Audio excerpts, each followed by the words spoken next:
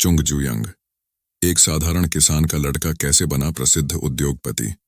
उनकी कहानी में हौसला, साहस और उत्कृष्टता की कहानी है। हुंडई कंपनी की उत्पत्ति से लेकर उसकी बड़ी सफलता तक चुंग जुयंग की दृढ़ संकल्पित उद्दामता का एक महान उदाहरण। चलिए इस अद्भुत यात्रा को एक साथ देखते हैं। चुंग का जन्म उत्तर कोरिया के एक छोटे से गांव में 1915 में हुआ था। उनके पिता एक गरीब किसान थे और चावल की खेती करते थे। उनकी मां गृहिणी थीं और उनका परिवार बहुत गरीब था। चुंग के पिता उन्हें पढ़ाना तो चाहते थे, लेकिन उनके पास ज्यादा पैसा नहीं था। अब चुंग के सामने दो विकल्प थे, या तो वे खेती करें या फिर घर से भाग जाएं। उन्होंने दूसरे विकल्प को चुना और घर से भाग गए। घर से निकलकर उन्होंने एक दोस्त के साथ कंस्ट्रक्शन कंपनी में काम करना शुरू किया। इस दौरान वे 16 साल के थे, लेकिन 2 महीने बाद ही उनके पिता वापस ले आए अपने घर।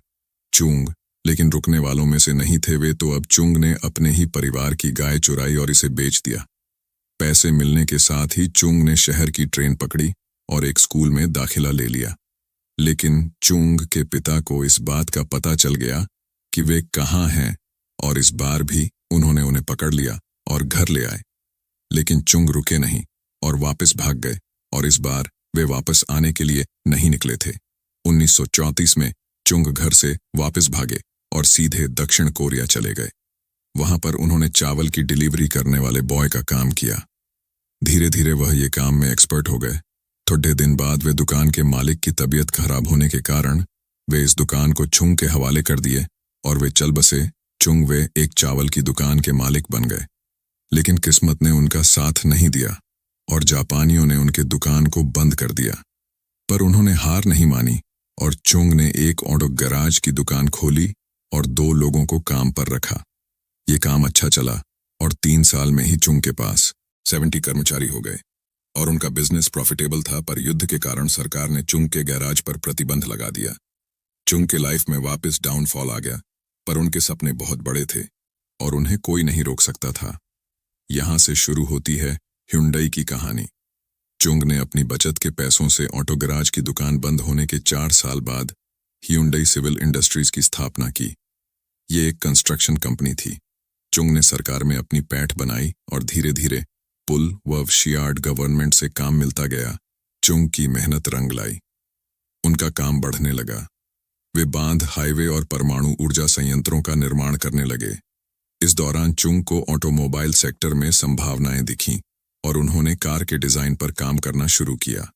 मिडिल क्लास लोगों के लिए कार बनाना शुरू कर दिया।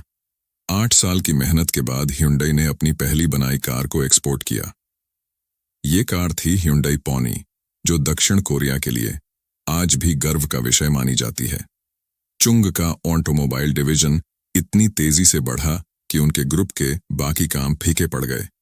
एक के बाद एक कारों का निर्माण, और साथ ही दुनिया भर में हुंडई की कारों को पसंद किया जाने लगा। इसके साथ ही हुंडई ने जापान की सबसे बड़ी कार निर्माता कंपनी सुजुकी को सीधी टक्कर देना शुरू कर दिया। बाद में हुंडई ने लग्जरी कारों के निर्माण में भी कदम रखा और उसमें भी सफलता पाई। आज हुंडई दुनिया भर में घर घर की कार के तौर पर फेमस है। इसकी कारें अपनी टेक्नोलॉजी और कंफर्ट के लिए जानी जाती हैं। चुंग का कुछ बड़ा करने के सपने को पूरा करने में उन्हें समय जरूर लगा, लेकिन जब उन्होंने उसे साकार किया तो वो इतना बड़ा बनकर सामने आया कि दुनिया के ऑटोमोबाइल सेक्टर में वे बेताज बादशाह बन गए। चुंग जुयंग की सफलता की कहानी हमें यह सिखाती है कि कठिनाइयों से लड़कर और निरंतर प्रयास करके हम किसी भी मुश्किल का सामना कर सकते हैं। वीडियो अच्छा लगा तो लाइक, शेयर और सब्सक्राइब करें। धन्यवाद।